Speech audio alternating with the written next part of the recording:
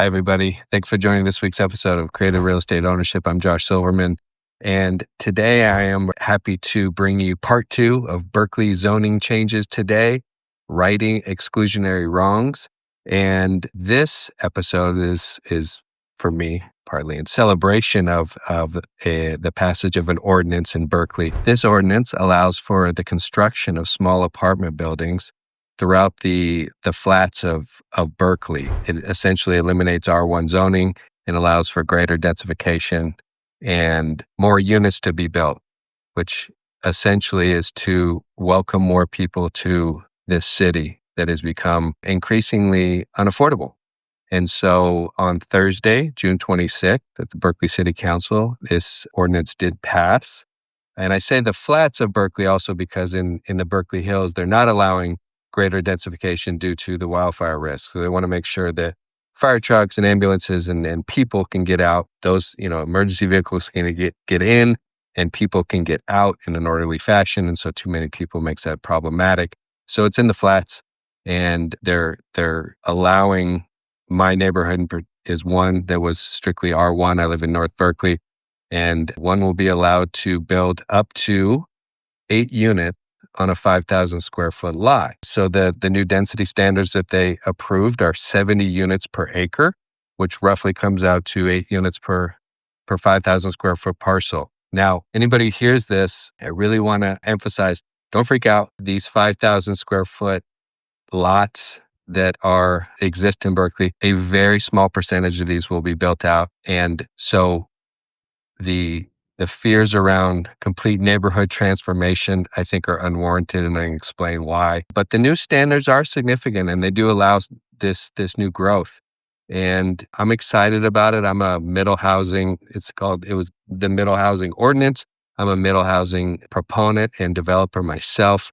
And I think in the right circumstances, this can present opportunities to build new housing. There's a lot of headwinds against building this type of housing. I'll explain that a little later, but this is a first step.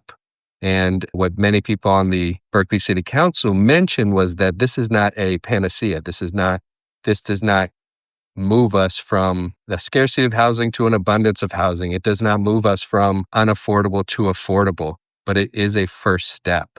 And so one of the things that, I'll go through quickly about what is being allowed is the new height limit. So you're going to be allowed to build a 35-foot up to a 3-story building on these lots, right? So which is quite high. It's a big difference. Only 22 feet in height within a 15 feet of the property line. So they don't want that larger building towering over a house and creating big shadows and kind of affecting quality for that house next door. And they're reducing the setback requirement. So the setback requirement currently is 20-foot setback in the front and back, and that moves to 20 feet in total.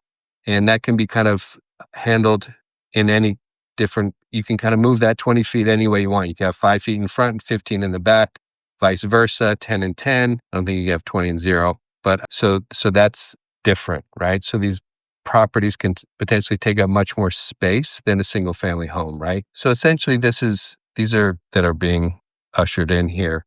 And I sat through the entire meeting. It started around 6:15 and ended at 12:30 at night. So it was over 6 hours long. And it was really fascinating. I mean, the changes, I'm not going to go, you kind of get what was being allowed here, or the change here. So I'm not going to go deep into the weeds of the actual ordinance, but I was really interested to hear all the public comments and the pros and cons that people brought up, and including comments from city council members. And, there was a generational divide that was very significant. So older Berkeley residents that own their own homes were largely opposed to this ordinance, and younger folks who were students or younger people with nonprofit jobs who weren't necessarily, basically saying, I'm not wealthy. I can't afford what is now stated as $1.7 million for the price of a single family home. So the younger folks in the audience were largely proponents of this ordinance. And these were people who were renters in Berkeley, students, some folks who worked in the nonprofit field who weren't wealthy. And they were basically saying, I can't afford to buy a house in Berkeley. And so this multi-unit housing has allowed me to be here and be a part of the culture and the scene and everything. And so they said, without this type of housing, I'm not here. And they have a point. The last month, the median sale price for a single family home in Berkeley was $1.7 million. So that is out of reach for the vast majority of people in the Bay Area. And so they were really excited to come out and support this. And so the folks against it, kind of summarizing the positions against it, they were worried about shadows, a loss of light. There was worries about building out some, basically removing vegetation, dirt, grass, creating concrete in order to kind of fill out these lots. So more heat, more possible for flooding because you have less permeable surfaces. So some environmental concerns. A big comment was neighborhood character loss and ostensibly loss of property value. I think a lot of people didn't mention that, but I think that's certainly part of it. Some concerns over gentrification in areas where these projects would be allowed. And so like thinking that you may remove a small affordable home more and then build 4 less affordable homes, right? And so like a small modest house gets torn down and for townhomes, let's say, that are all higher in value than that first home, is that helping affordability, right? And so that's on the kind of sale side. And all the points, it was interesting that all the points were there was some validity to all the points for sure. And this does represent change. And there are going to be blocks that have a different feel to it. There is potentially some loss of vegetation. There is a potential loss of a reduction in property value if you're now living next to an 8-unit building, right? And so those concerns were real, I think. But essentially, one of the best ways to decrease the value of housing, both on the rental and sale side, is to create more of it, right? So it's just you create more. The more people move into these places and there's more choice and people drop prices, owners drop prices, developers drop prices. It's actually happening in Berkeley now. We've seen a reduction in Berkeley as a result of all the new housing that has come on. And so in general, as you build more housing throughout all price points, the trend is that prices tend to drop, right? And so I'm essentially, this is what I believe, right? I believe that building more housing creates more opportunities and does drop prices and makes it more affordable. There's a distinction between affordable with a capital A and more affordable housing. And so I felt like a lot of people are getting caught in those two worlds, right? And so, affordable with a capital A is oftentimes city and public financed, state financed, maybe public-private partnerships, and very, very strict rent caps to allow for low-income folks to move in. This is not that. This is more affordable housing, right? And so the median income of people living in homes in Berkeley is quite high. And then if you look at the median income of folks living in multi-family units, it's roughly like almost half.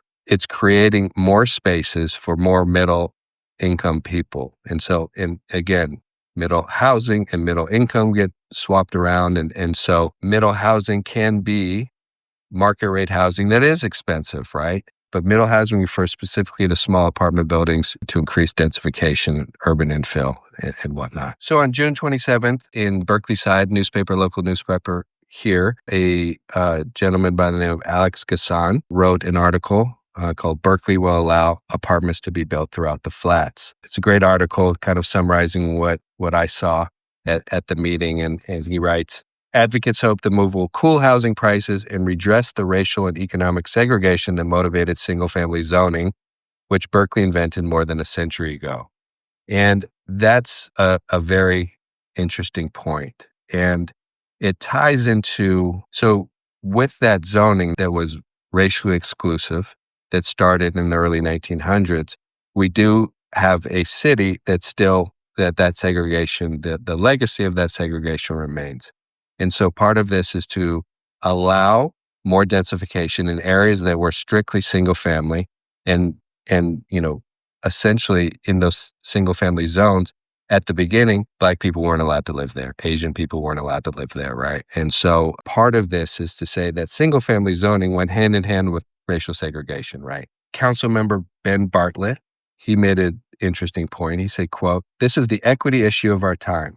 The moral character of the city is simply not aligned with the effects of housing scarcity because it shuts people out of living, out of ownership, out of opportunity, out of being in the good life. It's time to bring our housing supply in line with these legitimate demands of our community." And so this and the ability for different people from different walks of life to be able to be a part of this city. So the general opinion is that it's an affordability issue that's creating less and less diversity here. And it's creating less and less of an array of kind of cultural experiences being offered to people here. And I for one, can say I think it's a bad thing. I think that the Berkeley that I grew up in is different now. Change happens, all these things. And it's not to blame folks who have moved in here. There's wonderful people moving in here. There's all kinds of people who are offering something to the community as well.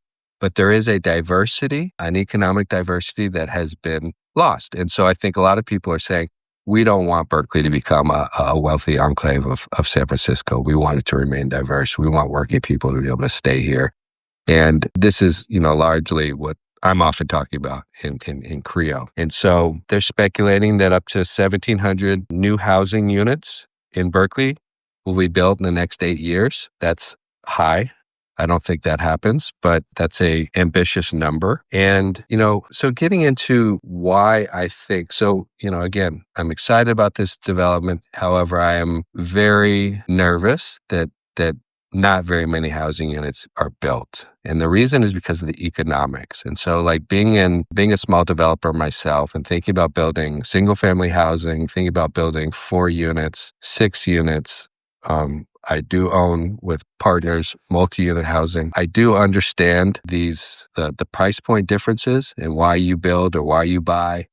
And essentially, the problem is that the actually are not in multi-units' favor at all. The economics still point to the single-family home being the king of the market by far. Well, I should say more often than not, you're going to want to build a single-family home. And the reason is just because they're so much more valuable on a price per square foot basis, right? And so I did an interesting, I pulled some stats looking at sale comps in 2024, 2025, and I pulled from 2 zip codes in Berkeley. I pulled properties that were in 94702 and 94703. And that's kind of a belt line in the flats of Berkeley. And good representation of a lot of economic diversity, different kinds of houses. People pay big bucks. There's some more affordable kind of fixer stuff available as well. And so I thought it was a good 2 zips to pull from. And first I wanted to illustrate what I kind of already knew, which was that, the single family home is just so much more valuable, right? And so if you do get your hands as a developer, and so one of the things opponents said to this ordinance was that this was a giveaway to developers.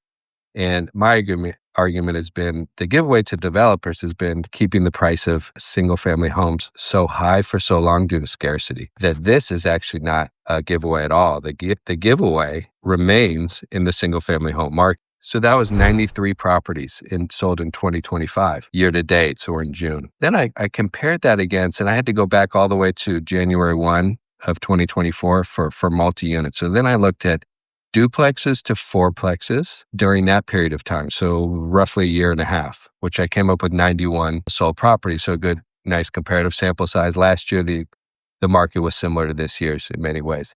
And so the average price per square foot in those markets for the duplex, in that period of time for duplexes to fourplexes, the average price is $588. The median price is $592. And so the single family home from a price per square foot basis is 1.62 times more valuable, right? And if you think about this from a developer's perspective, that median price at $592 for a duplex to a fourplex, it cost me almost that much to build that property by itself prior to the land, right? So there's no real incentive to build these smaller buildings for sale, right? If you're going to build for sale, you're going to go right to a single family home. And it's not because you can make, some people will say, well, I'm okay making less money doing these duplexes to fourplexes, but it's like they don't even pencil to build them and sell them. They just don't. You would lose money more often than not. So you're always going to be like, you get that cheap house as a developer, you're going to build a bigger house, right? You're going to renovate it. You're going to sell it for more. That's what folks are going to do, right? And so there's not a lot of incentive to build duplexes to fourplexes. Neighborhoods are beautiful, and you don't want to have a row of, let's say, 6 craftsmen, and then you just plunk a big box, 8-unit box right in the middle of all them. Like, I get that, right? And so, but I just don't think it really makes sense for that to happen, right? And so what's going to happen is, again, this is a first step, and it will make sense for some properties. It will make some sense for some owners, right? So maybe someone has a house and they say, you know what I want to do is I want to be able to retire here and I want to age in place here. So let me do maybe I have this modest 1-bedroom house and I can convert it to a fourplex and I can have the bottom unit or a triplex and have 2 units on top that I rent and I live in the single level in bottom floor and that may make sense, right? Maybe you pay for your debt via your rental income, right? And so that may make sense. But as a developer play, to say the floodgates have opened for the developers to come in and build 2 to 4 units, no, not going to happen. Any floodgates that are open are targeted towards the single family home. It gets even worse in terms of the difference between the two asset classes when you start to get into the 5+ market. And so I was able, in this same kind of zip code, I was able to pull 2 properties that I think are very, indicative of this issue. And so I was able to find a single family home that was built brand new at 2418 Acton Street. It's a beautiful home. It's 4 bedrooms, 3 baths, 2405 square feet. The lot is 3,751 square feet. So relatively, not small, but not a 5,000 square foot lot. And it sold for $2.6 million. It's built in 2025. Congratulations to the owner. It's a wonderful house. It's beautiful. I toured it and it's a beautiful project. Not affordable for most people, right? It sold for $1,081 per square foot. Okay. Now you take that house and you compare it to 2334 Browning Street, which is relatively close by. And this is a 6-unit building. It has 5 2-bedroom, 1-bath units. It has 1 1-bedroom, 1-bath unit. The total building is 3,814 square feet. It sits on a 6,000 square foot lot. So a lot bigger than the single family lot, right? So it sold for $406 per square foot, this building. Now, when you get up into that 5-unit plus market, it's all in the numbers. These are investors. These are very, very rarely owner occupants. These are investors who are looking at return, looking at cap rates. Can they operate the building efficiently and make money and, provide a great space for tenants? For those who care about that, I do. And it's all in the math, right? So you're not competing. So for that house, there's just a lot of love and excitement attached to living there. And these prices just, they get bumped up quite fast. In the investor world, you don't kind of see that. It's largely driven by the numbers. And so that building, it was a little on the cheaper side. The rents were definitely below market. So if the rents were at market, that building would have gone for more. But even if it went from 406 a square foot to 500, 506 a square foot or 550 or whatever it is, it's still significantly different than that single family home. So this building, this 6-unit building on Browning Street, it was, the for the single family home, it was 2.7 times more expensive. So you're a developer and you get a lot. Let's say it's, even on a 6,000 square foot lot, right? Let's say it's 5,000 square foot lot. You have an opportunity to build a house or a multi-unit building. I can't build this house on Browning. I can't build for $406 a square foot with the land. No way. Not possible. Okay. But I can build with the land, most likely for $1,081 a square foot on the single family home, right? I can actually achieve that. And so again, the economics doesn't make sense. In my world, I'm interested in potentially subsidies for small developers that want to build this stuff. And so it's something that doesn't pencil. How do you make it pencil in a way that you make some money, right? That developers need to get paid too, right? This is hard work. It takes a long time. There's a lot of risk. But maybe there's a subsidy to say, hey, we'll help you buy the land or something like that. So those are different ideas I'm starting to think about. But like the economics don't work for to build this housing, right? It's just not there yet. And so I do, so there's just so much fear attached to like the destruction of the character of these neighborhoods, and it will be unrecognizable. And there's areas it's not warranted. I think that duplexes are going to make more sense, triplexes maybe, and less so fours. I'm trying to figure out a way to build some of this stuff. There's a couple lots that I've been looking at, but it's really hard to make the numbers work. I am not self-financed. I have to get a lot of debt, but I'm still excited by this. Again, this is a move in the right direction. Let's bring back some economic diversity to Berkeley. This is something that's happening nationwide. And I'm excited about this one step that will not change everything in Berkeley by a long shot. It'll have a kind of limited effect, but it is a move in the right direction. And it's like this philosophical kind of shift and pro-housing shift that we're seeing in the state that I'm excited about and I'll continue to follow. So thank you for joining today. Buy, build, and manage with love, and the rest will work out. And I'll see you on the next one. Take care.